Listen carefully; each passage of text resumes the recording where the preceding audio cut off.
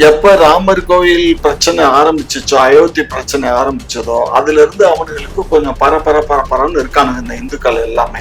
நானும் இந்துக்கள் தான், அதுல ஒன்றும் சந்தேகம் இல்லை. ஆனா நியாயமான இந்து நான். இது பெரிய விஷயங்கண்ண. இதுல என்ன ஒரு இதுன்ன விஷயம் என்னன்னு கேட்டீங்கன்னா, இது ஏற்கனவே இது முஸ்லிம்களுக்கு சாதகமான தீர்ப்பு தான் இருக்கு. எல்லாத்துலயும் 50 மீட்டர் தள்ளி ஏத்திக்கணும்ன்றாங்க. இப்ப என்ன இதுல ஒரு பெரிய பிரச்சனை என்னன்னா,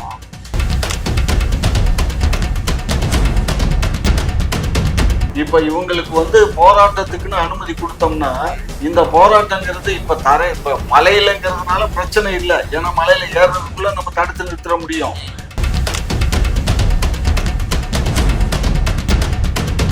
கிட்டத்தட்ட 700 ஆண்டு காலம் நேற்று இல்ல. நான் தான் சொல்றேன், பிரிவி கவுன்சில் போய் ஆர்டர் வாங்கியிருக்கா. அப்புறம் ஏன் பயப்படணும் முஸ்லிம்கள்? நான் என்ன கேட்கிறேன், முஸ்லிம்கள் பயப்பட வேண்டிய அவசியம் இல்லை. இன்றைக்கு மனிதன் மனிதனா தான் வாழணும், மிருகமா வாழக்கூடாதுன்னு சொன்ன பின்னாடி மிருகமா சில பேர் மிருகத்தை வெட்டணும்னு சொன்னதுனால வந்த வேணை. இந்துக்கள் என்று போர்வையில் ஒளிந்து கொண்டு இருக்கக்கூடிய இந்த நயவஞ்சக கூட்டம் எப்படியாவது திராவிட மாடல் ஆட்சியை ஒழிக்க வேணுங்கிற ஒரே கங்கணத்துக்காக இவ்வளவு தூரம் கட்டிட்டு வர்றான். 1000 பேசுவாரு, என்னுடைய முப்பாட்டன் சொல்லுவார்ல சீமான, இந்த முப்பாட்டனுக்கு ஏன் அவர் வெளியில வரல? தமிழ்நாட்டுல எப்படியாவது ஒரு பிரச்சனையை இதனால ஒரு இந்துத்துவ கொள்கையை கொண்டு வரணும். முட்டாளு இன்னைக்கு இன்னைக்கு முருகன் கோவிலுக்கு தைப்பூசத்துக்கு வரப்போகுது. தைப்பூசம் எல்லாம் பழனிக்கு நட யாத்திரை போவான். லட்சக்கணக்கான பேர் இல்ல, கோடிக்கணக்கான பேர் பழனிக்கும்.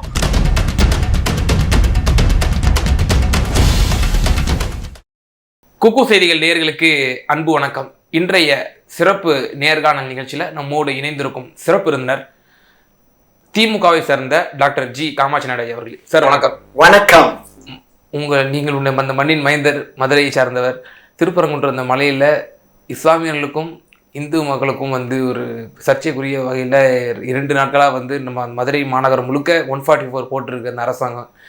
அங்கே என்ன தான் சர்ச்சை நடந்துட்டு இருக்கு, அசைவ உணவை அங்கே பரிமாறக்கூடாது அப்படின்ற ஒரு சர்ச்சை ஓடிட்டுருக்கு. இப்போ நீதிமன்றமும் அலோவ் கொடுத்துட்டாங்க 5 to 6 வரைக்கும் இப்போ நீங்கள் நடத்தலாம், போராட்டம் நடத்தலாம்னு சொல்லி. இந்த சூழ்நிலைகளை கொஞ்சம் விவரிங்க. அதாவது கிட்டத்தட்ட ஒரு 14ஆம் நூற்றாண்டு, அதாவது 13ஆம் நூற்றாண்டு கடைசியில், 13ஆம் நூற்றாண்டு, அதாவது 1750-55 ஆண்டு காலத்துல கம்பனார் என்ற நாயக்க மன்னர் அப்போது இருந்த சுல்தான் அரசனை வென்று அதுக்கு நாயக்க மன்னருடைய ஆட்சி அங்க தொடங்கியது. அப்பொழுது கொல்லப்பட்ட அந்த மன்னருடைய சமாதியை அந்த மலையின் சிக்கந்தர் மலை என்று அவர்களாக சொல்லிக்கொண்டு அங்கே அடக்கம் செய்து அவர்கள் ஒரு கோவிலை, ஒரு தர்காவை அமைப்பை ஏற்படுத்தினார்கள். அது நாயக்க மன்னர்கள் அதற்கு பெரிதாக எதுவும் அவர்கள் காட்டிக்கொள்ளவில்லை. அவர்களும் அதை விட்டுவிட்டார்கள். அதுபோன்று பல்வேறு காலகட்டங்களிலே அவர்கள் முகமதியர்கள், முஸ்லிம்கள் அவர்கள் அங்க போவாங்க, பாத்தியா கொடுப்பாங்க, சக்கரை வாங்கிட்டு போவாங்க, ஓதுவாங்க. அது ஏதாவது பிள்ளை வரும், அது இது பண்ணணும்னா கூட பாத்தியா தான் கொடுப்பாங்க. பாத்தியா கொடுக்கறதுனா சக்கரை தான் வாங்கிட்டு போய் தான் பாத்தியா கொடுத்து, நானும் அங்கதான், எங்க காலேஜ் பக்கத்துல தானே, எய்த்த மாதிரி தானே, மன்னர் காலேஜுக்கு எய்த்த மாதிரி தான் அது. அதனால எனக்கு அது சம்பந்தமா எல்லாமே அத்துப்படி அப்படிதான் நடந்துகிட்டு இருந்தது. கடந்த ஜனவரி மாதம் இந்த முஸ்லிம் சகோதரர்கள் இப்ப இருக்க அந்த இளைஞர்கள் ரொம்ப, அதாவது அடவாடித்தனமா அல்லது எதனால அப்படி பண்ணாங்கன்னு எனக்கு இன்னும் தெரியல. அவர்கள் நாங்கள் அங்க ஆடை வெட்டுவோம் அப்படின்னு சொல்லி கழுத்துல ஆடை தூக்கிக்கிட்டு தோள்பட்டையில வச்சுக்கிட்டு போனாங்க. அப்போ இந்துக்கள்லாம் ஒண்ணு சேர்ந்து, நீங்க போய் பிரார்த்தனை பண்ணுங்க, வேண்டாம்னு சொல்லல, ஆனா பலியிடக்கூடாது, ஏன்னா கீழே வந்து நான் இதுவரை பலியிட்டதே கிடையாது. இதுவரை அந்த 700 வருஷத்துல வந்து பலியிட்டது, அந்த மலையில வந்து பலியிட்ட சம்பவங்கள் வந்து இஸ்லாமியர்கள் செய்யல. அப்படி இருக்கும்போது நீங்க ஏன் இந்த மாதிரி கூடுதல் கேள்வி இருக்கு.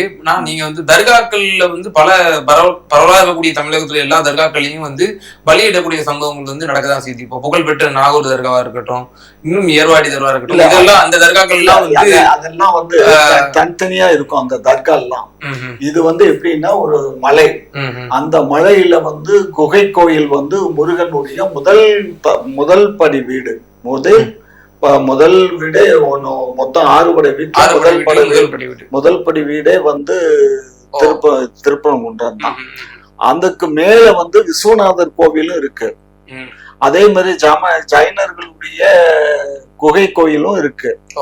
இப்படி எல்லாம் இருக்கும் போதுதான் அப்ப நாயக்க மன்னருடைய ஆட்சி காலத்துல இவங்க அங்க அமைச்சதுக்கு நாயக்க மன்னர்கள் வந்து ரொம்ப இவங்க மீது வந்து ரொம்ப பாசமா தான் இருந்தாங்க. அதனுடைய வெளிப்பாடா தான் அந்த எங்க மன்னர்கள் கூட 14ஆம் நூற்றாண்டுல வந்து இந்த கோரிப்பாளையம் தர்காவை வந்து கேஸ் வந்துச்சு. அதை வந்து நீங்க பண்ணக்கூடாது அப்படின்னு சொல்லி அதனுடைய அரசர்களுடைய பிரதானிகள்லாம் வந்து எதிர்ப்பு தெரிவிச்சு வழக்கு நடக்கும்போது அப்ப கூட கோரிப்பாளையம் தர்காவுக்கு வந்து பாண்டிய மன்னர்கள் கூன் பாண்டியன் வந்து இந்த மாதிரி எங்களுக்கு ஒரு தங்க காசுக்கு மொத்தம் 14,000 தங்க காசை வாங்கிக்கிட்டு எங்களுக்கு இந்த கோரிப்பாளையம் அதுக்கு பக்கத்துல இருக்கக்கூடிய மொத்தம் ஒரு 6 கிராமங்களை எங்களுக்கு கொடுத்துருக்காங்க அப்படின்னு அந்த பட்டயங்கள்லாம் காட்டின உடனே அவங்க நாயக்க மன்னர்கள் வந்து ஒத்துக்கிட்டு அந்த வழக்கை தள்ளுபடி பண்ணி இது இவங்களுக்கே இந்த கோரிப்பாளையம் உங்களுக்கு தான் சொந்தம் அப்படின்னு சொல்லி கல்வெட்டே இருக்கு. அந்த கல்வெட்டு தான் இப்போ நான் இப்ப எடுக்க சொன்னேன்னு உங்கள்கிட்ட ஒரு பிரிண்ட் எடுக்க சொன்னேன்ல, அதனுடைய கல்வெட்டுடைய விவரம் தான் அதுல இருக்கு. அந்த டீட்டெயில்ஸ் எல்லாமே எந்த வருஷம் எப்படி யாரால கொடுக்கப்பட்டது என்னங்கிறதெல்லாம் அதுல இருக்கு. ஸோ ஆகவே நாங்க வந்து அவங்களோட ரொம்ப அன்பா இருந்த காரணத்தினால நாங்க வந்து அதை பெரிதா எடுத்துக்கிடல. ஆனா இந்த இவ்வளவு நூற்றாண்டு காலமா அதுல வந்து பாத்தியாதான் கொடுக்கப்பட்டதை தவிர பலி கொடுக்கப்படல. சோ அப்படி இருக்கும்போது திடீர்னு இவங்க இந்த பண்ணதுனாலதான் இந்த பிரச்சனை வந்துச்சு. சோ இப்ப இந்து மக்கள் என்னன்னா அவங்களுக்கு எதிராக எப்பயுமே வந்து எப்ப ராமர் கோவில் பிரச்சனை ஆரம்பிச்சிச்சோ, அயோத்தி பிரச்சனை ஆரம்பிச்சதோ அதுல இருந்து அவனுங்களுக்கு கொஞ்சம் பரபரன்னு இருக்கானுங்க இந்த இந்துக்கள் எல்லாமே. நானும் இந்துக்கள் தான், அதுல ஒன்றும் சந்தேகம் இல்லை. ஆனா நியாயமான இந்து நானும். சோ ஆகையினால இந்த இந்துக்கள்லாம் என்ன பண்றாங்கன்னா நம்ம பெரும்பான்மையா இருக்கோம், நம்ம பெரும்பான்மையா இருக்கும்போது சிறுபான்மையினருக்கு எதுக்கு நமக்கு மேல கோயிலு, நமக்கு மேல எதுக்கு அவங்களுக்கு கோயில் அப்படிங்கிற அந்த எண்ணத்துல இப்ப செய்யறாங்க. ஆனா இது வந்து இப்ப நேத்து பிரச்சனை இல்ல. 1920ஆம் ஆண்டு காலத்திலேயே வந்து வழக்கு தொடரப்பட்டது. அந்த வழக்கு வந்து எங்க தொடங்கப்படுதுன்னு கேட்டீங்கன்னா இதுல மதுரையில வந்து அந்த வழக்கு பதிவு செய்யப்பட்டு திருப்பரங்குன்றம் அதுக்கு அந்த வழக்கு நம்பர் பாத்தீங்கன்னா 1920, அதாவது வழக்கு நம்பர் OS நம்பர் வந்து 4 1920ஆவது வருஷம் வழக்கு தொடரப்பட்டு 28/1923 வந்து தீர்ப்பு கொடுக்கப்பட்டது. அந்த தீர்ப்புல என்ன சொல்றாங்கன்னா அந்த நெல்லித்தோப்பு இஸ்லாமியர்கள் புதிய மண்டபம் கட்டுவதை தடுத்து நிறுத்த கோரியும் நெல்லித்தோப்பு மற்றும் திருப்பரங்குன்றம் மலை முழுவதும் முருகன் கோயில் தேவஸ்தானத்திற்கு சொந்தம்னு அறிவிக்கணும்னு சொல்லி இவங்க தேவஸ்தானத்துல இருந்து போடுறாங்க, வழக்கு தொடுறாங்க. இல்ல மதுரை உயர்நீதிமன்றம், நான் சொல்றது 1920 பிரிட்டிஷ் ஆட்சி காலத்துல வழக்கு தொடுக்கிறாங்க. அது தொடுத்த உடனே அப்ப இறுதி உத்தரவு வந்து 23, அதாவது 25/8/1923 இறுதி வழக்கு வருது. அந்த நெல்லித்தோப்பு அதுல மண்டபம் நெல்லித்தோப்பிலிருந்து பள்ளிவாசல் வரை உள்ள படிக்கட்டுகள், மலை உச்சி, பள்ளிவாசல், கொடிமரம், கம்பம் உள்ள மலை உச்சி தவிர மற்ற மலை முழுவதும் மற்றும் கிரி வீதி தனியார் நிலங்களை தவிர்த்து முழுவதும் மனுதாரர் முருகன் கோவில் தேவஸ்தானத்திற்கு பாதிக்கப்பட்டதாகும். நெல்லித்தோப்பு மற்றும் அதில் உள்ள அனைத்து நெல்லித்தோப்பிலிருந்து மேலே உள்ள மசூதி வரையிலான படிக்கட்டுகள், மசூதி மற்றும் கொடிக்கம்பம் இருக்கும் மலைப்பகுதி உச்சி முழுமைக்கும் முகமதியர்களுக்கே உரிமைன்னு சொல்லி எப்ப நீதிமன்றம் ஆங்கிலேயர் ஆட்சி காலத்துல 1923 8வது மாசம் உத்தரவு கொடுத்துட்றாங்க. அந்த உத்தரவை எதிர்த்து என்ன பண்றாங்க, பிரிவு கவுன்சிலுக்கு போறாங்க. யாரு போறா, இந்த அல்ல கோவில் தேவஸ்தானம் வந்து 1900 இதுல வந்து எங்க போறாங்கன்னா 1930 வருஷம் போறாங்க. Case number 5, privy council case number 5. Privy கவுன்சில்ங்கிறது எங்க இருக்கு தெரியுங்களா? லண்டன்ல இருக்கு. அப்ப லண்டன் டிஸ்ட்ரிக்ட் கோர்ட்டுக்கு அப்புறம் வந்து அப்ப ஹை கோர்ட் கிடையாது, சுப்ரீம் கோர்ட் கிடையாது, டைரக்டா வந்து பிரிவி கவுன்சில் தான் போகணும். சோ அதனால பிரிவி கவுன்சிலுக்கு போறாங்க. பிரிவி கவுன்சில்ல போகும்போது 12/5/1931 பிரிவி கவுன்சில்ல ஆர்டர் போடுறாங்க. அந்த ஆர்டர் என்ன போடுறாங்கன்னா, OS நம்பர் 4 1920 வழக்குல வந்து கொடுத்த அந்த தீர்ப்பு செல்லும் அப்படின்னு சொல்லி அவங்க பிரிவி கவுன்சில்ல தீர்ப்பு கொடுத்துட்றாங்க. அதுக்கப்புறம் தொடர்ந்து என்ன பண்றாங்க, மதுரை மாவட்ட சார்பு நீதிமன்றத்துல நாடு சுதந்திரம்லாம் அடைஞ்சதுக்கு அப்புறம் 22/11 அதாவது 506 OS நம்பர் 506ல 1975 ஒரு கேஸ் போகுது. அந்த கேஸ் வந்து அதனுடைய தீர்ப்பு வந்து 22/11/1978 வருது. அந்த வழக்கு என்னன்னா, மலை உச்சியில் உள்ள தர்காவில் காம்பவுண்ட் சுவருக்கும் கொடிமரம் ஏற்றுகின்ற பாறைக்கும் இடையே உள்ள இடத்தில் தர்கா நிர்வாகம் சார்பாக சுனை கட்டுவதற்கு நடைபெறுகின்ற மராமத்து பணியை தடுத்து நிறுத்தணும் அப்படின்னு சொல்லி கோயில் நிர்வாகத்துக்கு தான் சொந்தம்னு அறிவிக்க கோரி அந்த வழக்கு தொடுக்குறாங்க. அதுக்கு இறுதி உத்தரவு என்ன கொடுக்குறாங்கன்னா, நெல்லித்தோப்பு புதிய மண்டபம் மற்றும் நெல்லித்தோப்பிலிருந்து மசூதி வரையிலான படிக்கட்டுகள், மலை உச்சியில் உள்ள மசூதி மற்றும் கொடிக்கம்பம் இருக்கும் மலை உள்ளிட்ட மலை உச்சி முழுவதும் தர்காவிற்கு சொந்தம் என OS நம்பர் 4 1920 சுட்டி காட்டுறாரு. 20 வந்து வழக்கின் தீர்ப்பில் கூறப்பட்டுள்ள வழக்கு தொடர்ந்துள்ள இடமும் தர்காவிற்கே சொந்தமானதாகும். ஆகவே மனுதாரர் தேவஸ்தானம் கோரிக்கையின்படி சுனை கட்டும் பணிக்கு எவ்வித தடையும் உத்தரவு பிறப்பிக்க இயலாது அப்படின்னு சொல்லி உத்தரவு போட்டாங்க. ஸோ அது வந்து தர்காவுக்கு தான் சொந்தம், முஸ்லீமுக்கு தான் சொந்தம்னு சொல்லி தீர்ப்பு கொடுத்துட்றாங்க. அதுக்கப்புறம் என்ன பண்றாங்க, 1994 WP நம்பர், இது ஹைகோர்ட் WP நம்பரும் 18,884/94 டேட்டட் வந்து 21/11/96 உத்தரவு வருது.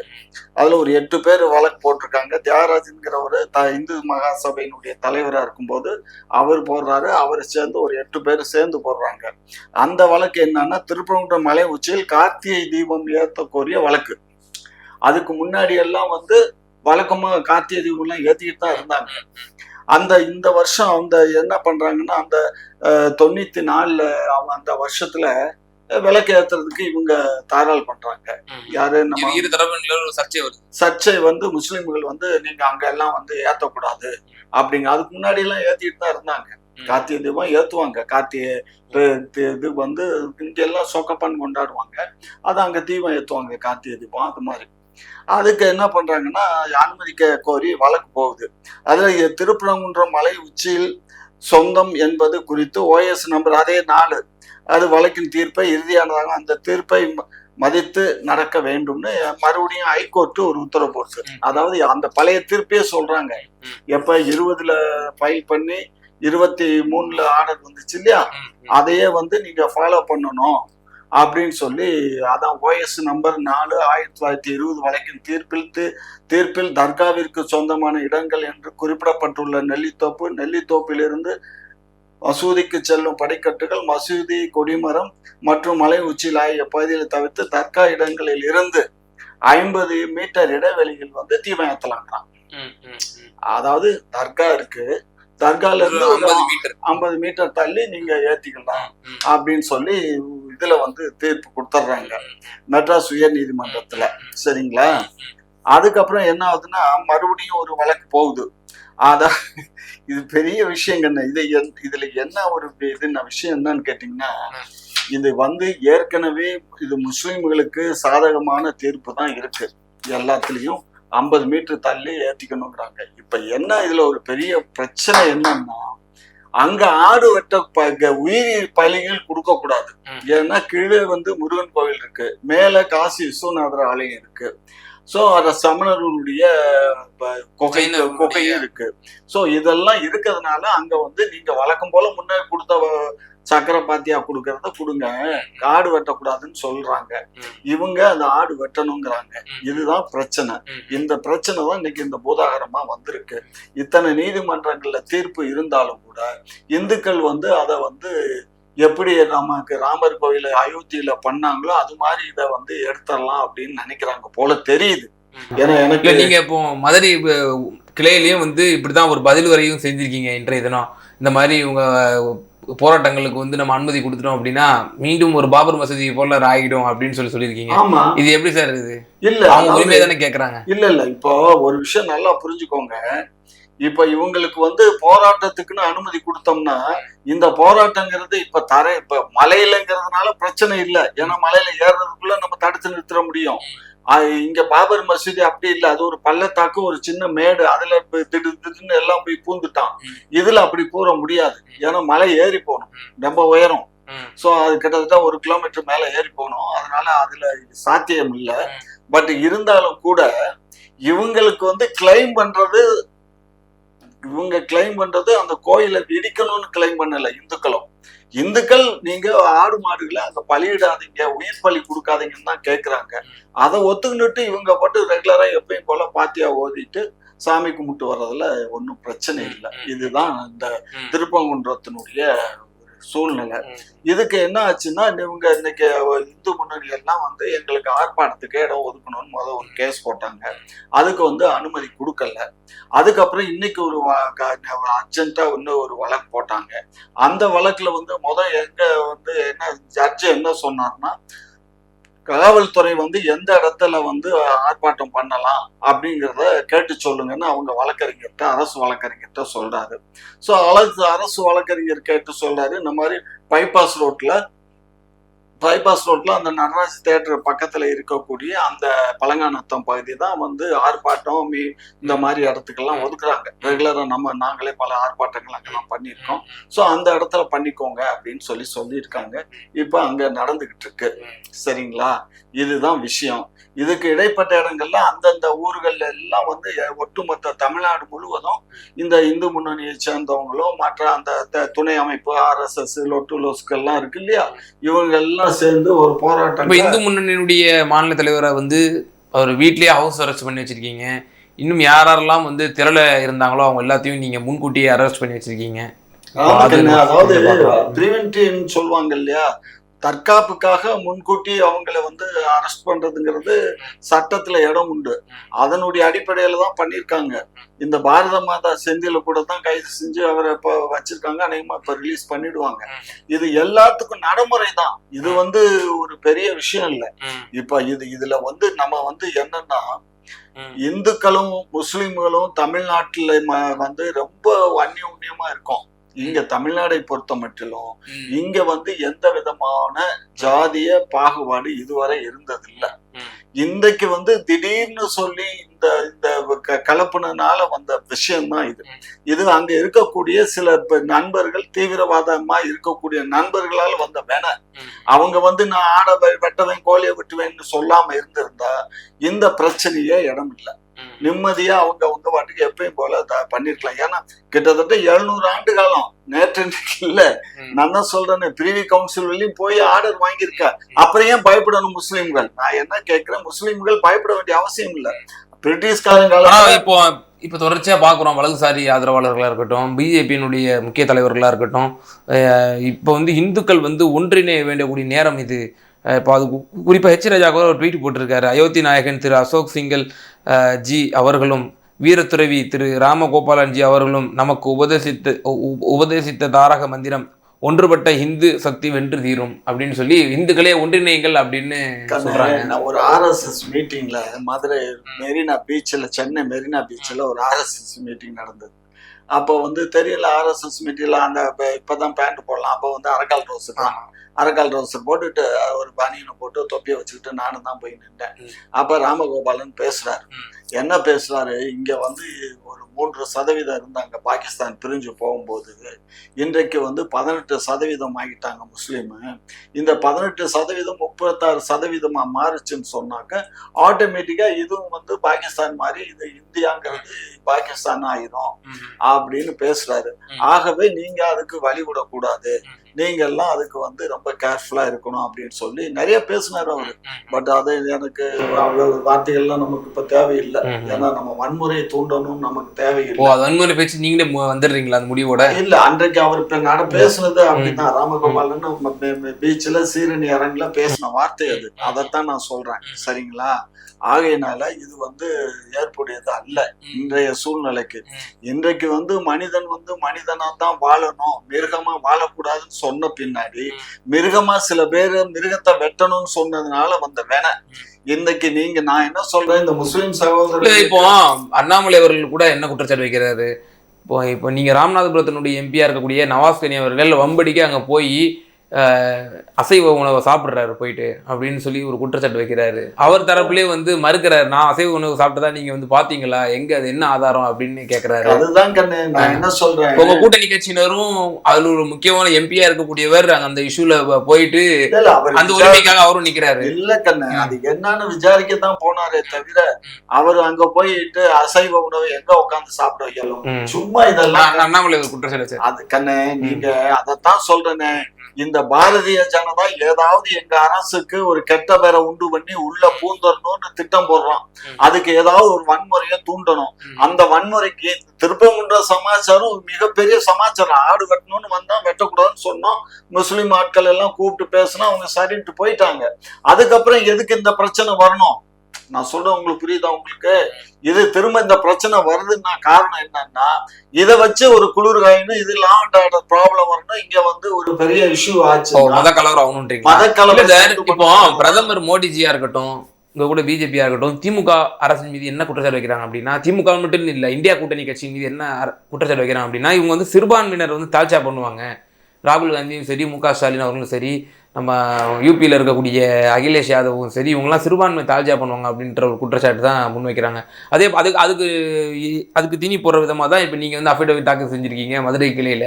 அயோத்தியில் நடந்த பாபர் மசூதியை போல இங்கேயும் வந்து நடந்துடக்கூடாது அப்படிங்கிறதுக்காக தான் நாங்கள் வந்து முன்கூட்டியே இப்படி நடவடிக்கைகளை வந்து நாங்கள் ப்ரிகாஷனரி மெஷர்ஸ் எடுத்திருக்கோம் அப்படின்னு நீங்கள் சொல்கிறீங்க. அப்போ வந்து இப்போ பெரும்பான்மை இந்து மக்களை வந்து நீங்கள் வந்து வஞ்சிக்கிறீங்க அப்படின்னு சொல்லி வலதுசாரிகள் தொடர்ச்சியாக முன்வைக்கிறாங்க.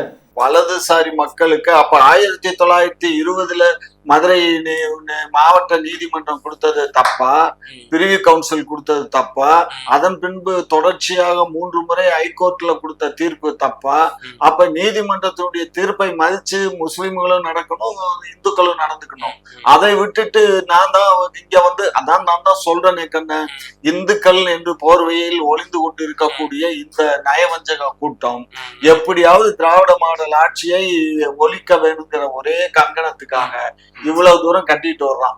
1000 பேசுவாரு, என்னுடைய முப்பாட்டன் சொல்லுவார்ல சீமான, இந்த முப்பாட்டனுக்கு ஏன் இப்ப அவர் வெளியில வந்திருக்கணும் இல்ல? உங்களுக்கு நல்லாவே தெரியும் நினைக்கிறேன். கடந்த மாதத்தோட துவக்கத்துல நாம் தமிழர் கட்சி ஒரு போராட்டமே அறிவித்திருந்தது. அந்த இஸ்லாமியர்களுக்கு ஆதரவாக வந்து போராட்டமே அறிவிச்சிருந்தாங்க. அப்ப இதுல இருந்து என்ன தெரியுது, இவர் இதுவரை என்ன சொன்னாரு, முருகன் என் முப்பாட்டேன்னாரு, முருகன் என் முப்பாட்டேன்னாரு. அப்ப அந்த முருகன் முப்பாட்டனுக்கு என்னாச்சு, ஏன் இன்னைக்கு மூச்சு விடல? கண்ணு எல்லாமே இவங்க சந்தர்ப்ப சூழ்நிலையை பயன்படுத்தி எப்படியாவது இந்த அரசுக்கு அரசியல் நெருக்கடி கொடுக்கணுங்கிற திட்டத்துல செயல்படுறாங்க. அதை புரிஞ்சுக்கோங்க. நாங்க வந்து சிறுபான்மை மக்களை தாஜா பண்ணி போக வேண்டிய அவசியம் எங்களுக்கு இல்ல. மனித நேயத்தோட வாழணும். இப்ப தமிழ்நாட்டுல மட்டும்தான் வந்து ஹிந்து ஓட் பேங்க்னு ஒண்ணு கிடையாது, அதை உண்டாக்கணும். அப்பதான் வந்து இந்துக்கள் வந்து விழிப்படைவாங்க. இங்க இந்து விரோத செயல்கள் வந்து தொடர்ச்சியா திராவிட முன்னேற்ற கழகத்தோட ஆட்சியிலையும் சரி, நீங்க உங்க இந்தியா கூட்டணியோட ஆட்சியிலையும் சரி தொடர்ச்சியா நடந்துட்டு இருக்கு. அப்ப இந்துக்கள் ஒன்றிணைணும் அப்படின்னா இப்ப இது ஒரு சூழ்நிலை நம்ம பயன்படுத்திக்கணும் அப்படின்றாங்க. அதைத்தான் சொல்றேன்னு, ஏதாவது ஒரு சின்ன காரணத்தை சொல்லி இவங்க ஏதாவது பண்ணணும்னு நினைக்கிறான். இப்ப பாத்தீங்கன்னா பல்வேறு காலகட்டங்கள்ல நாயக்க மன்னருடைய காலத்துல சரி, அதுக்கு முன்னாடி இருந்த பாண்டிய மன்னருடைய காலத்திலயும் சரி, முஸ்லிம்களை வந்து ஆதரிச்சுதான் வச்சிருக்காங்களே தவிர, ஏன்னா அந்த சிறுபான்மை மக்களை யாரும் வெறுக்கல. ஏன்னா நம்ம வீட்டு பிள்ளைகள் தான். எல்லாமே வந்து எல்லாம் ஒன்னாதான் இருந்திருக்காங்க, ஒன்னாதான் வாழ்ந்திருக்காங்க. இன்றைக்கு வந்து சில இளைஞர்கள், இன்றைக்கு இருக்கக்கூடிய சில முஸ்லிம் இளைஞர்களும் சரி, இந்து முன்னணியில இருக்கக்கூடிய சில தவறான வழிநடத்தல் உள்ள தலைவர்களும் சரி, தவறான பாதையை தேர்ந்தெடுக்கிற காரணத்தினாலதான் தமிழ்நாட்டுல எப்படியாவது ஒரு பிரச்சனையை இதனால ஒரு இந்துத்துவ கொள்கையை கொண்டு வரணுங்க. அட முட்டாளே, இன்னைக்கு இன்னைக்கு முருகன் கோவிலுக்கு தைப்பூசத்துக்கு வரப்போகுது, தைப்பூசம் எல்லாம் பழனிக்கு நட யாத்திரை போவான். லட்சக்கணக்கான பேர் இல்ல, கோடிக்கணக்கான பேர் பழனிக்கும் நம்ம இதுக்கும் போவாங்க, திருச்செந்தூரும் போவாங்க. இந்த மக்களே வந்து உனக்கு ஓட்டு போட்டாலே நீதானடா ஆட்சி அமைப்ப. அதே மாதிரி ஐயப்பன் கோயிலுக்கு போற பக்தர்கள் எத்தனை லட்சம் பேர், எத்தனை கோடி பேர் போறான் தமிழ்நாட்டுல இருந்து. ஏன் உனக்கு ஆட்சி அமைக்கல? நீ அயோக்கியங்கிறது தெரிஞ்சுதான். இந்துங்கிறத இப்போ இருங்க, நீங்க இவ்வளவு பேசுறீங்கல்ல, அங்க வந்து சபரிமலையில என்ன இருக்கு? வந்து ஐயப்பனை கும்பிடுறதுக்கு முன்னாடி பாபர் சுவாமியை தான் போய் கும்பிடணும். பாபர் சுவாமியை போய் கும்பிட்டுட்டு தான் மறுபடியும் பம்பைக்கே போகணும். சோ அந்த அளவுக்கு ஒரு முஸ்லிம் மூலியமா தான் அங்க போறோம். அதே மாதிரி மதுரையில அழகர் கோயில் சாமி வந்தா கூட ஆத்துல இறங்கிட்டு வண்டியூர்ல வந்து அங்க துல்கநாச்சியாருன்னு சொல்லி அந்தம்மா வீட்டுக்கு போய் கெஸ்டா போயிட்டு தான் திரும்ப வருவாரு. சோ இதெல்லாம் வந்து அந்த காலத்திலேயே வந்து அவங்க வந்து இந்த மத நல்லிணக்கத்தை நாயக்க மன்னருடைய ஆட்சி காலத்திலும் சரி, பாண்டிய மன்னருடைய ஆட்சி காலத்திலும் பேணி காத்திருக்காங்க. இன்றைக்கு வந்து இந்த தற்குறியல் இதெல்லாம் தெரிஞ்சுக்காம இவ்வளவு இருக்கு. ஒண்ணுல கோரிப்பாளையத்துக்கு 20 பக்கம் இருக்கு, அந்த லிஸ்ட் ஒரு புக்கே போட்டிருக்காங்க. அதெல்லாம் படிச்சு பார்க்கணுங்க. எதையுமே படிக்கிறது இல்ல, எதையும் பண்றது இல்ல. இவங்களுக்கு கண்மூடித்தனமா எல்லாமே இந்து இந்து இந்து தாயா. நான் என்ன இந்து இல்லாம நான் என்ன வேற ஜாதியா இல்ல வேற மதமா? நான் இந்து தானே. இந்து மதத்தை மட்டும் தான் நீங்க வந்து காயின் பண்ணி நீங்க வந்து விமர்சிக்கிறீங்க, அடிக்கிறீங்க. இந்து மதத்தை மட்டும் தான் விமர்சிக்கிறீங்க அப்படின்றாங்க. அதனுடைய நீச்சா தான் இப்பவும் இன்னொரு ட்வீட்டும் வசராஜ் அவர் ட்வீட் பண்ணியிருக்காரு. தாலிபான்களுடைய ஆட்சி எப்படி இருக்கும் அப்படிங்கிற ஒரு உதாரணமா நம்ம தமிழ்நாட்டில் எடுத்துக்கலாம். திராவிட மாடல் ஆட்சி தாலிபான்களுடைய ஆட்சியா இருக்கு அப்படின்ற. அப்ப தாலிபானுடைய ஆட்சின்னு சொன்னா இந்த லூசு பையில இவ்வளவு நாள் விட்டு வச்சதே தப்பு. இது எங்க முதலமைச்சருக்கு தெரிய மாட்டேங்குது. இதை இந்த தாலிபான் நம்மள விமர்சனம் பண்ணியிருக்காங்கல்ல, தாலிபான் ஆட்சின்னு சொல்லியிருக்காங்கல்ல, இதுவே போதுமே. இதை வச்சு எஃப்ஐஆர் நானே கம்ப்ளைண்ட் கொடுக்குறேன், எஃப்ஐஆர் போட்டு உள்ளதுக்கு போடுங்க. இந்த மாதிரி அயோக்கியர்கள் எல்லாம் வெளியில விடுறதுனால இந்த அயோக்கியத்தன்மை நடக்குதுங்க. முருகனுக்கு எதிராக நிற்கும் எல்லா கட்சிகளுக்கும் வந்து அழிவு நிச்சயம் அப்படின்ற ஒரு தொழில இருக்கிறார். ஆமா, இவர் பெரிய இந்த தீர்க்கதர்சி. இப்ப இல்லாத ஒன்ன சொல்லியே மக்களை ஏமாத்தி மடைமாற்றம் பண்ணி வச்சிருக்காங்க இந்த பசங்க. இல்ல இதே திகாவினர் தானே நம்ம வந்து கடந்த காலத்துல பாக்குறோங்க. நாடாளுமன்றத்தை 2019 நெருக்கே சம்பவம் பார்த்தோம். யூடியூப்ல வந்து வீடியோ வெளியிட்டாரு. கந்த சஷ்டி கவசத்தை வந்து கேலி செய்யும் விதமாக, அதை வந்து விமர்சனம் செய்யும் விதமா பண்ணாரு. அப்போ தொடர்ச்சியா திராவிடர் கழகமா இருக்கட்டும், திமுகவினுடைய பின்னணியில் ஆராசா போன்றவர்கள்லாம் ஹிந்து மதத்தை விமர்சனம் பண்றாங்க, இந்து மத கடவுள்கள் வந்து விமர்சனம் பண்றாங்க, தமிழர்களுடைய தெய்வமாக கருதப்படக்கூடிய முருகப்பெருமானை வந்து விமர்சனம் பண்ணுவதா இருக்கட்டும். அவங்களுடைய அப்ப தொடர்ச்சியா நீங்க இந்து விரோதிகளா தானே இருக்கீங்க. அப்படிதானே. எங்க திராவிட மாடல் ஆட்சி அப்படி அல்ல. அப்படி இருந்திருந்தா நாங்க எப்படி முருகனுக்கு பழனியில மாநாடு நடத்தியிருப்போம்? எப்படி நடத்திருப்போம்? இதே இந்து முன்னணியினுடைய தலைவர் அழைத்து கெஸ்டா கூட கூப்பிட்டு அந்த நிகழ்ச்சியில கலந்துகிட்டார்ல. சோ ஆகையினால நாங்க வந்து இங்க பாருங்க எல்லாத்துக்குமான தைப்பூசத்துக்கு கூட விடுமுறை அவர் தான் எடப்பாடியார் தான் விட்டாரு. எது தைப்பூசத்துக்கு கூட விடுமுறை எடப்பாடியார். இங்க பாருங்க, காக்காவுக்கார பணம்பழம் வந்த கதை. இது விஷயமே உங்களுக்கு தெரியாது. நான் எம்ஜிஆர் இருக்க காலத்திலேயே எம்ஜிஆர் அவர்களிடத்திலே நான் பேசினேன். அப்ப வந்து என்னன்னா, திருமலை நாயக்கருடைய பிறந்த நாள் வந்து அந்த தைப்பூச நட்சத்திரத்துல தான் அவர் பிறந்தாரு. அதனால அவருக்கு வந்து அன்றைக்கு மதுரையில வந்து தெப்பத்திருவிழா நடக்கும். மதுரையில தெப்பத்திருவிழா நடக்கும் போது அதுக்கு வந்து லோக்கல் ஹாலிடேஸ் விடுவாங்க. அதே மாதிரி நீங்க வந்து இதை டிக்ளேர் பண்ணுங்க, ஹாலிடேயா டிக்ளேர் பண்ணுங்கன்னு. அவர் வந்து அது பண்ணல. அதுக்கப்புறம் ஜெயலலிதா அம்மா ஆட்சிக்கு வந்த உடனே பண்ணாங்க. அன்றைக்கு அதாவது பெர்மனண்டா ஜீவோ போடல. அந்த ஒரு வருஷத்துக்கு அந்த அம்மா ஒவ்வொரு வருஷமா 2 வருஷத்துக்கு போட்டாங்க. நான் தானே விழா நடத்தினதே. திருமலை நாயக்கருடைய பிறந்த நாள் விழா நடத்தினதே மதுரையில நான் தான் விழா எடுத்தேன். சரியா? அப்ப ஒவ்வொரு ஆண்டுக்கு வாங்கி தான் நடத்திட்டு இருந்தோம். அதுக்கப்புறம் எடப்பாடி வந்து இது என்ன பண்ணாரு, தைப்பூசமும் அதோட சேர்ந்து வருதுன்னு அதுவும் திரு சட்டமன்ற சீமான் அவர்களுடைய வலியுறுத்தலின் பேர்ல தான் வந்து அந்த ஆமா, விடுமுறை கூடமே கடுமையான வார்த்தை தாயா. சட்டமன்றத்துல கேள்வி கேட்டாங்க, இந்த மாதிரி தைப்பூசத்துக்கு வந்து டெம்பரரியாவே நீங்க இதுவரை அறிவிச்சுட்டு வர்றீங்க, பெர்மனண்டா வந்து அன்றைக்கு முருகனுக்கு நிறைய பேர் பாத யாத்திரை எல்லாம் போறாங்க, அதனால அரசு விடுமுறை விட்டீங்கன்னா நல்லா இருக்கும் அப்படின்னு சொன்ன உடனே அதை அரசு விடுமுறையா டிக்ளேர் பண்ணாங்க. சரியா? அதே மாதிரி எங்களுடைய மன்னர் திருமலை நாயக்கருடைய விழாவையும் அரசு விழாவா ஏற்கனவே எம்ஜிஆரே அறிவிச்சிட்டாரு. எம்ஜிஆர் காலத்திலேயே வந்து அத பல பிரச்சனைகள்ல பலதெல்லாம் அறிவிச்சாரு. நானே எம்ஜிஆர் பின்னாடி உட்காந்துருந்தா பெட்டிஷன் கொடுத்தேன். இதெல்லாம் முனாதி நாயனாவுடைய சன்னு மேரேஜ்ல. சோ அதெல்லாம் வந்து இப்போ ஒன்னும் ஆகாது கண்ணு. இப்ப எல்லாம் கேக்குற மாதிரி யாரும் இல்ல கண்ணு. இவங்களுக்கு எல்லாம் வந்து என்னன்னா வெள்ளையா தெரிஞ்சா இது பாலும் பானுங்க, கருப்பா தெரிஞ்சா இது வந்து திமுக பானுங்க. இப்போ சுமூகமான இப்ப இரு தரப்பு மக்களுக்கும் சுமூகமான தீர்வை எப்படி அரசு கொண்டு செல்லும் நினைக்கிறீங்க? கண்டிப்பா எங்க அரசு வந்து நாங்க வந்து இப்ப சமாதானமா அந்த நம்மளுடைய மக்களை கூப்பிட்டு, முஸ்லிம் மக்களை கூப்பிட்டு, அவங்க வந்து நீங்க வழக்கம் போல இத்தனை 700 ஆண்டு காலமா நீங்க வந்து பாத்தியா கொடுப்பீங்க போங்க, அதை நீங்க எப்பயும் போல கொண்டாடுங்க, அந்த உயிர் பலிகள் கொடுக்க வேண்டாம். ஆனா இது எப்படின்னா அண்ணன் இப்ப சாவான் தின்ன இப்போ காலியாகுன்ற ஒரு பழமொழி ஒண்ணு சுண்டு.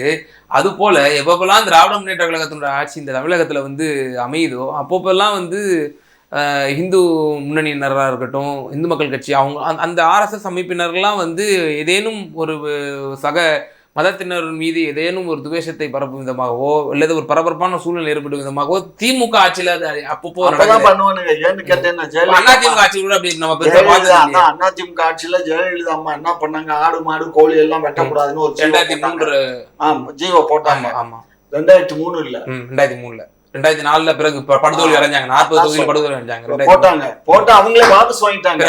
அந்த மாதிரி வாபஸ் வாங்கிடுச்சு. எதிர்ப்புகள் வந்த உடனே வாபஸ் வாங்கிட்டாங்க. சோ ஆகையினால அதாவது சில விஷயங்கள் தவறுகள் நடக்கலாம், தவறுகளை திருத்திக் கொள்றதுக்கு தான் அரசு முனையணுமே தவிர, அரசை பொறுத்த மட்டிலும் அது நடுநிலையோட இருந்தா தான் அதுக்கு பேர் அரசு. நான் தான் சொல்றேனே, கூன் பாண்டியன் கொடுத்திருக்காரு இது கௌரிபாளையம் தர்காவுக்கு.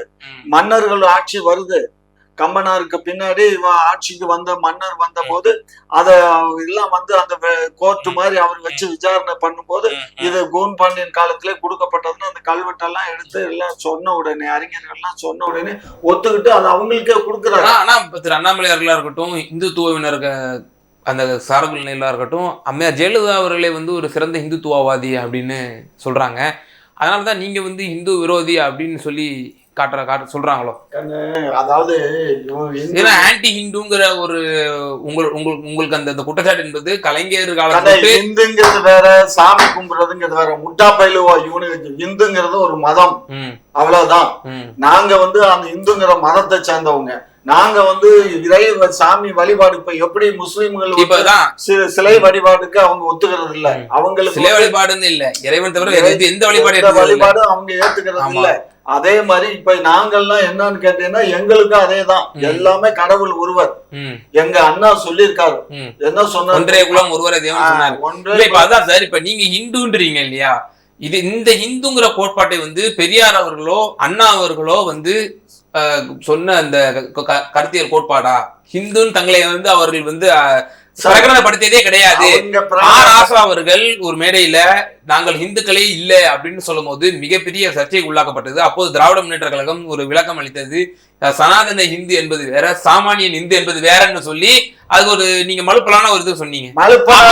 சீமா என்ன சொல்ற, நாங்கள் இந்துக்கள் அல்ல, எங்களுடைய சமயம் வேறு, நாங்கள் சைவம், நாங்கள் மாலியம், நாங்கள் எங்களுடைய மதம் தமிழம் அப்படின்னு சொல்றாரு. பாரு, அவரு சீமான் வந்து அவரு சொல்லு, அவரு சிவனன் தான் எங்களுடைய முருகனை முப்பாட்டம் பாரு, அது இருக்கட்டும். எல்லா கடவுளுங்கிறது வந்து மனிதனுக்கு ஒழுக்க நெறிய கற்பிப்பதற்காகத்தான் சிலை வழிபாடுகள் வந்துச்சு.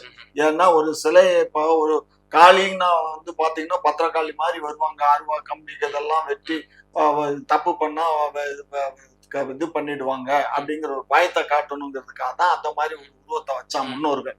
அத வந்து இவனுக்கு சாதகமா பயன்படுத்திட்டு இவங்க எல்லா வேலையும் பண்றானுங்க. இந்துக்கள் வந்து உண்மையான இந்துக்கள் வந்து எந்த மதத்தையும் எந்த மனிதனையும் துவேசமாக நினைக்க மாட்டான். நாங்க அப்படித்தான். நாங்க திராவிட மாடல் ஆட்சியில திராவிட முன்னேற்ற கழகத்தை சேர்ந்த நாங்கள் யாரையும் துவேச பார்வை கொண்டு பார்ப்பதில்லை. எல்லாமே மனிதர்கள் தான். ஆனால் ஒன்றை மட்டும் பார்ப்போம், சனாதானம் என்பது மேல் உயர்ந்தவன் தாழ்ந்தவன் என்ப அந்த பாகுபாடை மட்டும் நாங்க வெறுக்கிறோமே தவிர மற்றபடி நாங்கள் இந்து மதத்தை நாங்கள் ஒன்றும் வெறுக்க. ஆனால் தொடர்ச்சியா நீங்க வந்து இந்து மத பண்டிகைகளுக்கு வந்து வாழ்த்து தெரிவிக்கிறது இல்ல. அது எங்க இஷ்டம். நீங்க பாரு, எல்லா இந்துக்களுடைய பெரும்பான்மை மக்களோட வாக்களுடைய அந்த பெற்று தானே நீங்க ஆட்சி அமைச்சிருக்கீங்க. அந்த மக்களுக்கு வந்து நீங்க பாரு ஒரு விஷயம் புரிஞ்சுக்கோ.